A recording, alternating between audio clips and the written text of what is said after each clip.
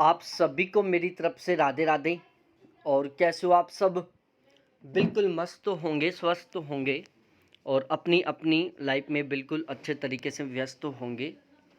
आज की इस वीडियो में हम बात करने वाले हैं कि यदि आप एसएससी सीजीएल के थ्रू किसी भी 4600 ग्रेड पे की जॉब पर लग जाते हैं तो आपको पहले महीने में कितनी सैलरी मिलेगी, आपको कौन कौन से अलाउंस मिलेंगे। आप लोगों को इतना तो पता होगा कि जो एसएससी सीजीएल की जितनी भी जॉब है सारी की सारी सेंट्रल गवर्नमेंट के अंडर आती हैं। तो आपको जो सैलरी मिलेगी वो बिल्कुल सेंट्रल गवर्नमेंट के अकॉर्डिंग मिलेगी। आपको जो डीए मिलेगा, आपको जो एचआरए मिलेगा, इसके अलावा भी आपको जितने भी अलाउंस मिलेंगे वो बिल्कुल सेंट्रल गवर्नमेंट के अकॉर्डिंग मिलेंगे। तो वीडियो की शुरुआत करते हैं। इस वीडियो से आपको बहुत अच्छा खासा मोटिवेशन मिलेगा। तो एसएससी सीजीएल में जो भी 4600 ग्रेड पे की जॉब होती हैं उनका बेसिक पे 44,900 रुपये से लेकर 1,42,400 रुपये तक रहता है। और ये जो है वो लेवल 7 में आती है। और जो पे बैंड है वो 9300 रुपये से लेकर 34,800 रुपये तक रहता है। ये बिल्कुल बेसिक जानकारी है 4600 ग्रेड पे की जॉब के बारे में, जो आपको अच्छे तरीके से पता होना ही चाहिए। अब उसके बाद हम बात करते हैं कि आपको कौन कौन से अलाउंस मिलेंगे और पहले महीने की सैलरी स्लिप आपकी किस तरीके से तैयार होगी।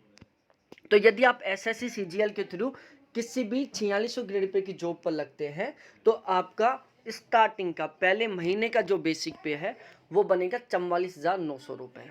तो 44,900 रुपये आपका पहले महीने का बेसिक पे बनेगा। उसके बाद आपको मिलेगा डीए, जिसको हम डीएनएस अलाउंस बोलते हैं, महंगाई भत्ता बोलते हैं। फिलहाल में जो डीए की रेट है वो 55% है। तो यदि हम 44,900 रुपये का 55% निकालते हैं तो ये निकल कर आता है 24,695 रुपये। ये आपका डीए बनेगा। उसके बाद आपको मिलेगा एचआरए, हाउस रेंट अलाउंस। अब देखो एचआरए वो डिपेंड करता है कि आपकी पोस्टिंग कहाँ पर है। एचआरए के मामले में सेंट्रल गवर्नमेंट ने पूरे भारत को 3 कैटेगरी में डिवाइड किया है, 10%, 20% और 30%। यदि आपकी पोस्टिंग भारत के जो बड़े शहर है जैसे दिल्ली, मुंबई, कोलकाता, चेन्नई, बेंगलोर, यदि इनमें रहती है तो आपको एचआरए 30% के अकॉर्डिंग मिलेगा। यदि आपकी पोस्टिंग बिल्कुल गांव में होती है तो आपको 10% के अकॉर्डिंग एचआरए मिलेगा। और यदि आपकी पोस्टिंग बीच के कैटेगरी के शहरों में रहती है तो आपको 20% के अकॉर्डिंग एचआरए मिलेगा। एसएससी सीजीएल के थ्रू आप चाहे किसी भी पोस्ट पर लगो, ऑलमोस्ट या तो आपको 20% एचआरए मिलेगा या 30% मिलेगा। 10% के अकॉर्डिंग आपको एचआरए बिल्कुल भी नहीं मिलेगा। यहाँ पर हमने जो एचआरए है वो 30% के अकॉर्डिंग कैलकुलेट किया है। तो यदि हम 44,900 रुपये का 30% निकालते हैं तो वो निकल कर आता है 13,470 रुपये। उसके बाद आपको मिलेगा टीपीटी, जिसको ट्रांसपोर्टेशन अलाउंस बोलते हैं, और इसके मिलेंगे आपको 5,256 रुपये। तो इस तरीके से इन सभी को मिलाकर आपकी पहले महीने की ग्रोस सैलरी बनती है 88,321 रुपये। ठीक है, 88,381 रुपये ये आपकी पहले महीने की ग्रोस सैलरी है। अब इसमें कुछ विशेष प्रकार की कटौतियां होंगी। जैसे सबसे पहले आपका एनपीएस कटेगा। एनपीएस के कटेंगे 6,959 रुपये। अब आपको झटका लगा होगा कि यार ये 6,959 रुपये क्यों कटे। तो देखो इसका सिस्टम क्या होता है, जिस दिन आपकी ज्वाइनिंग होगी उसी दिन गवर्नमेंट के द्वारा आपका एक एनपीएस अकाउंट खोला जाएगा।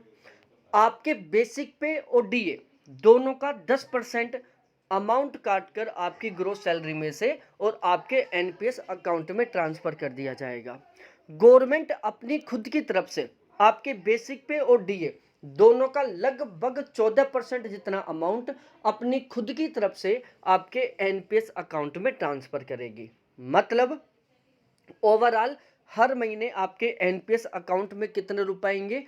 टोटल 24%। 10% जो आपका कटा, 14% जो गवर्नमेंट ने आपको प्रोवाइड करवाया। फिर उसके ऊपर आपको लगभग 7 से 8% के अकॉर्डिंग ब्याज मिलेगा। और जिस दिन आप रिटायरमेंट लेकर आओगे विद इंटरेस्ट के साथ सारा का सारा अमाउंट आपको वापस मिल जाएगा। तो एक तरीके से ये समझो कि ये जो एनपीएस का अमाउंट है ना, ये तो आपकी एक फ्यूचर सेविंग हो रही है। जब आप रिटायरमेंट लेकर आओगे तो विद इंटरेस्ट के साथ ये सारा वापस मिल जाएगा। CGEGIS के आपके कटे हैं 60 रुपये, इसमें आपका इंश्योरेंस होगा। यदि किसी कारण से आपकी डेथ हो जाती है तो आपकी फैमिली को एक अमाउंट दिया जाएगा ताकि वो आपकी अनुपस्थिति में सही ढंग से सर्वाइव कर सके। CGHS के 650 रुपये कटेंगे। इसमें आप, आपकी वाइफ या आपके हस्बैंड, आपके 2 बच्चे और आपके मम्मी पापा, इनका बिल्कुल फ्री में इलाज होगा। कैसी बीमारी हो, आप अपना बिल्कुल किसी भी प्राइवेट हॉस्पिटल में इलाज करवा सकते हैं, सारा का सारा खर्चा गवर्नमेंट उठाएगी।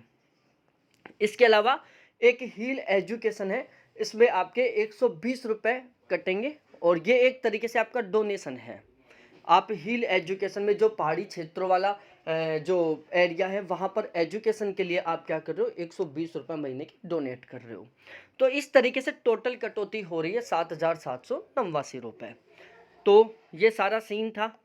तो आपकी पहले महीने की नेट सैलरी कितनी बनी जो आपके अकाउंट में ट्रांसफ़र होगी। तो यदि हम ग्रोस सैलरी में से डिडक्शन को घटाते हैं तो नेट सैलरी बचती है 80,532 रुपये। मतलब आपकी पहले महीने की नेट सैलरी बनेगी 80,532 रुपये। अब सैलरी किस तरीके से बढ़ेगी, देखो आपका जो बेसिक पे है वो हर साल 3% के अकॉर्डिंग बढ़ेगा। DA साल में 2 बार बढ़ेगा, एक बार जनवरी में बढ़ेगा और दूसरी बार जुलाई में बढ़ेगा।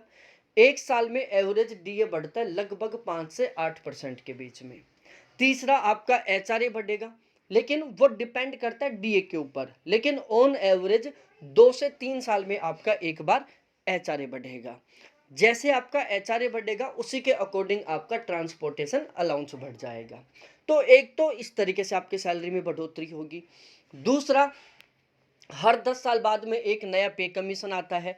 जैसे 2017 में 16 में 7वां पे कमीशन लगा, अब 2026 में 8वां पे कमीशन लगेगा, फिर 36 में 9वां पे कमीशन लगेगा, फिर 46 में 10वां पे कमीशन लगेगा।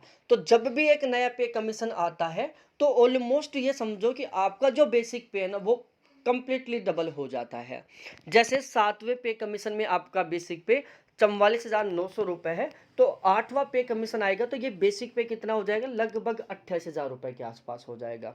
तो इस तरीके से हर 10 साल में क्या होगा, एक नया पे कमीशन आएगा, आपकी सैलरी में अच्छी बढ़ोतरी होगी। तीसरा बढ़ने का तरीका क्या होता है कि हर 10 साल बाद में आपका क्या होगा, पे स्केल चेंज हो जाएगा, पे लेवल चेंज हो जाएगा। जैसे फिलहाल में आपका पे लेवल 7 है, जैसे आपका 10 साल की ड्यूटी कंप्लीट होगी तो फिर आप पे लेवल 8 में आ जाओगे, फिर 10 साल की ड्यूटी के बाद पे लेवल 9 में आ जाओगे, फिर 10 साल की ड्यूटी के बाद पे लेवल 10 में आ जाओगे। तो इस तरीके से एक बहुत ही बेहतरीन तरीके से आपकी सैलरी में बढ़ोतरी होगी। रिटायरमेंट के टाइम आपकी सैलरी कितनी रहेगी, तो यदि हम इन सभी को मिलाएं, आपके प्रमोशन को, नए पे कमीशन को और साथ ही साथ जो रेगुलर इंक्रीमेंट होता है इनको, तो ये मानकर चलो कि रिटायरमेंट के टाइम आपकी सैलरी रहेगी लगभग 4.5-5 लाख रुपए महीने की। और रिटायरमेंट के टाइम आपको कितने रुपए मिलेंगे, तो लगभग 2.5-3 करोड़ रुपए आपको मिलेंगे जब आप रिटायरमेंट लेकर आओगे। सारी चीज़ें आपको बहुत अच्छे तरीके से समझ में आ गई होंगी। अभी भी कोई डाउट है, कोई कन्फ्यूजन है तो आप डिस्कस कर सकते हैं। आप चाहते हो कि मैं इसी तरीके से किसी दूसरे टॉपिक पर वीडियो बनाऊं तो आप मेरे को कमेंट सेक्शन में कमेंट करके ज़रूर बताएं। बहुत बहुत धन्यवाद आपको देखने के लिए। थैंक्स बाय मेरे प्यारे साथियों।